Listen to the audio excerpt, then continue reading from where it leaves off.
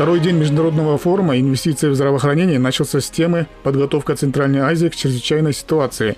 Там представители 5 стран обсудили свою готовность в сфере здравоохранения к любой чрезвычайной ситуации. Разработан национальный план действия по обеспечению безопасности здоровья до 2026 года. Данный план состоит из 12 частей и 33 мероприятий. Сюда включены такие направления, как эпиднадзор, инфекционный контроль, занозные заболевания, радиационная и химическая безопасность. Отметим, что данный документ разработан впервые в Центральной Азии. ВОЗ оценила по достоинству данный план. Занозные заболевания, лабораторный потенциал. В 2020 году пандемия стала большим испытанием не только для Кыргызстана, но и для сферы здравоохранения всего мира. На форуме обсуждалась необходимость заранее готовиться к любой пандемии или стихийному бедствию. Сегодня на форуме обсуждалась роль здравоохранения во время чрезвычайных ситуаций. По сути, COVID-19 2020 года стал уроком для всех нас. Теперь мы должны быть готовы к любой пандемии. Мы поговорили об этом вопросе и разработали концепции, как вместе преодолеть проблемы в будущем.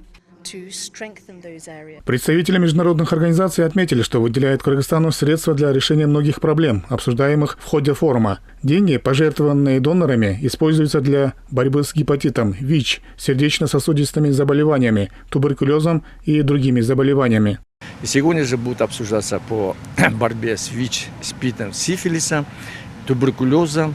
И самое главное то, что неинфекционные заболевания.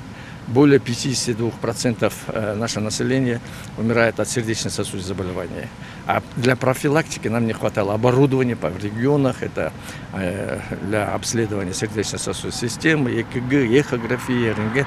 И все международные организации будут помогать в оснащении регионных больниц. Форум завершился дискуссией по вопросам изменения климата и общественного здравоохранения.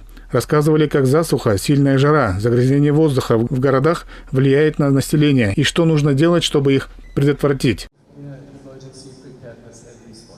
Эрмик Куренкеев, Мирлан Джанабеков, ЛТР Бишкек.